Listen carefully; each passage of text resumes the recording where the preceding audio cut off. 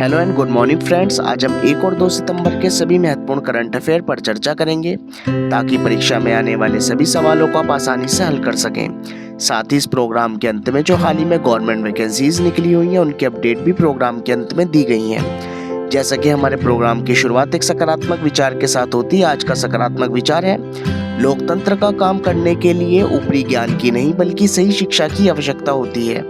इस कोट के साथ आज हम अपने प्रोग्राम की शुरुआत करते हैं और जानते हैं आज के सभी महत्वपूर्ण करंट अफेयर्स। अंतर्राष्ट्रीय ओवरडोज जागरूकता दिवस निम्न में से किस दिन मनाया जाता है? अंतर्राष्ट्रीय ओवरडोज जागरूकता दिवस 31 अगस्त को मनाया जाता है। अगस्त महीने के सभी महत्वपूर्ण दिन: 1 अगस्त को वर्ल्ड लंग्स कैंसर डे व राष्ट्रीय पर्वतारोहण दिवस मनाया जाता है। 2 अगस्त को पिंगली वेंकैया जी की जयंती मनाई जाती है। 3 अगस्त को अंतर्राष्ट्रीय मैत्री दिवस व क्लोज सिंड्रोम जागरूकता दिवस मनाया जाता है।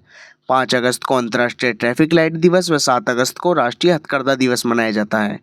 10 अगस्त को नागासाकी दिवस, विश्व जैव ईंधन दिवस व वर्ल्ड लॉयन डे मनाया जाता है। 12 अगस्त को अंतर्राष्ट्रीय युवा दिवस मनाया जाता है। 14 अगस्त को विभाजन विभीषिका स्मृति दिवस मनाया जाता है। 15 अगस्त को स्वतंत्रता दिवस मनाया जाता है। 18 अगस्त को स्वाधीनता दिवस मनाया जाता है। 19 अगस्त को विश्व मानवतावादी दिवस मनाया जाता है। 20 अगस्त को भारतीय अक्षय ऊर्जा दिवस व विश्व मच्छर दिवस, साथ ही सद्भावना दिवस मनाया जाता है। 21 अगस्त को आतंकवाद के पीड़ितों के स्मरण हेतु अंतर्राष्ट्रीय दिवस मनाया जाता है। 23 अगस्त को दास व्यापार और उनके उन्मूलन की स्मृति के लिए अंतर्राष्ट्रीय दिवस मनाया जाता है। 26 अगस्त को महिला सम्मानता दिवस मनाया जाता है। 29 अगस्त को राष्ट्रीय खेल दिवस मनाया जाता है। हाल ही में महिलाओं को रोजगार देने के उद्देश्य से किस राज्य में महिला रोजगार योजना को शुरू किया गया? बिहार राज्य में महिलाओं को रोजगार देने के उद्देश्य से रोजगार योजना को शुरू किया गया। बिहार की राजधानी पटना, मुख्यमंत्री नीतीश कुमार व गवर्नर आरिफ मोहम्मद खान हैं। बिहार की स्थापना 22 मार्च 1912 को की गई। बिहार में वाल्मीकि राष्ट्रीय उद्यान स्थित है। हाल ही में 25वें शंघाई सहयोग संगठन सम्मेलन का आयोजन किस देश में किया गया? चीन में 25वें शंघाई सहयोग संगठन का सम्मेलन आयोजित किया गया। चीन की राजधानी बीजिंग, राष्ट्रपति शी जिनपिंग व मुद्रा रेनबेन भी है। हाल ही में नुआखाई नामक प्रसिद्ध फसल उत्सव निम्न में से किस राज्य में मनाया गया? नुआखाई नामक प्रसिद्ध फसल उत्सव उड़ीसा राज्य में मनाया गया। उड़ीसा की राजधानी भुवनेश्वर, मुख्यमंत्री मोहन चरण मांझी व गवर्नर हरिबाबू कम्मपति हैं। उड़ीसा में सिमलीपाल राष्ट्रीय उद्यान व भीतरकनिका राष्ट्रीय उद्यान स्थित हैं। अजय बाबू वल्लूरी ने हाल ही में आयोजित राष्ट्रीय मंडल भारोत्तोलन में कौन सा पदक जीता है? अजय बाबू वल्लूरी ने हाल ही में आयोजित राष्ट्रीय मंडल भारोत्तोलन में स्वर्ण पदक जीता है। हाल ही में भारत का पहला पूर्ण स्तरीय सेमीकंडक्टर संयंत्र किस राज्य में खोला जाएगा? भारत का पहला पूर्ण स्तरीय सेमीकंडक्टर संयंत्र गुजरात राज्य में खोला जाएगा।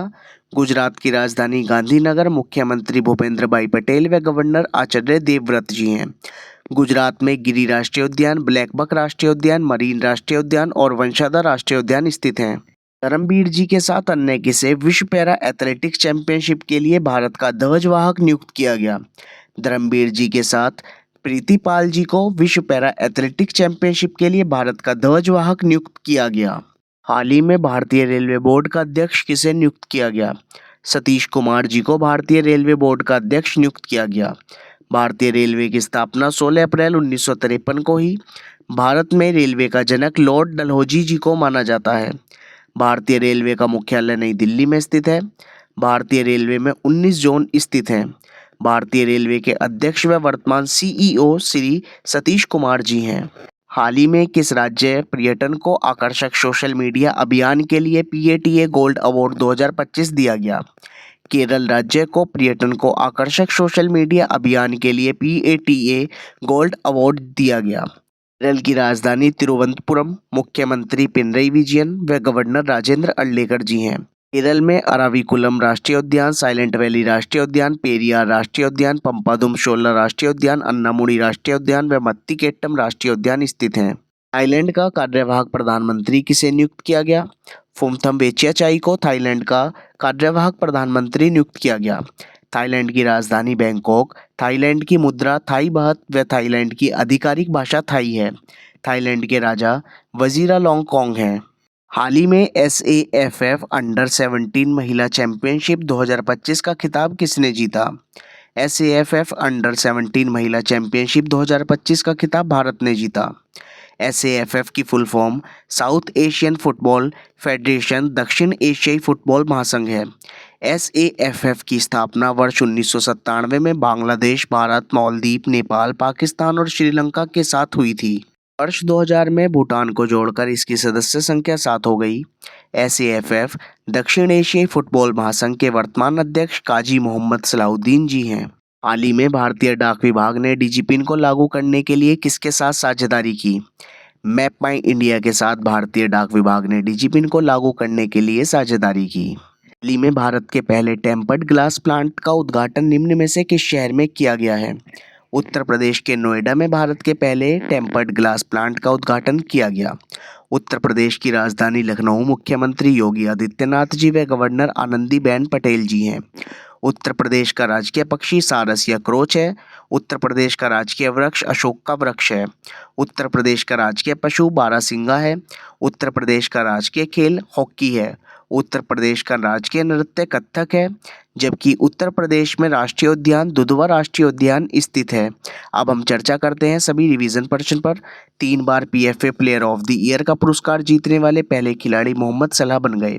India's first radicals young Bengal and the British empire नामक किताब रोसिका चौधरी जी द्वारा लिखी गई।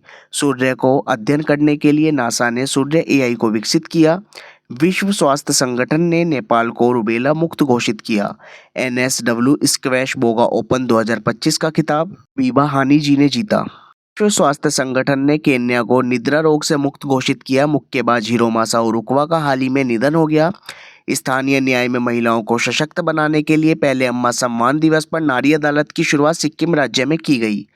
वाई दी कॉन्स्टिट्यूशंस मैटर नामक किताब 50वें मुख्य न्यायाधीश DY चंद्रचूड़ जी द्वारा लिखी गई।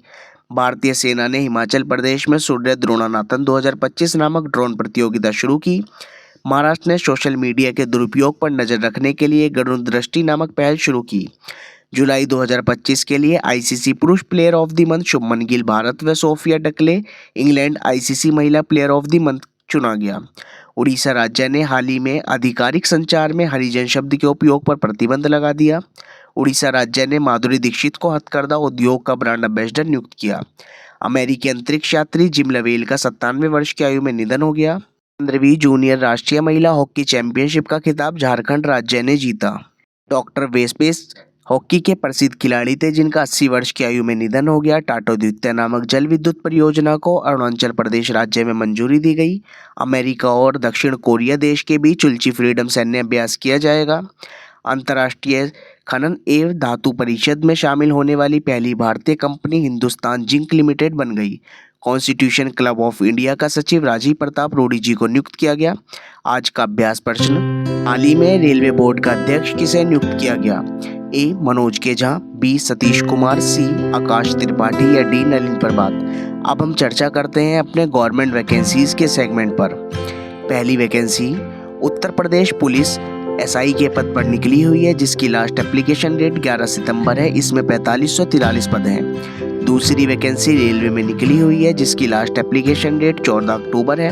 इसमें 368 पद हैं। तीसरी vacancy BSF border security force में निकली हुई है जिसकी लास्ट एप्लीकेशन डेट 23 सितंबर है जिसमें 1121 पद हैं। आप फॉर्म भरें, हम आपके सफल भविष्य की कामना करते हैं।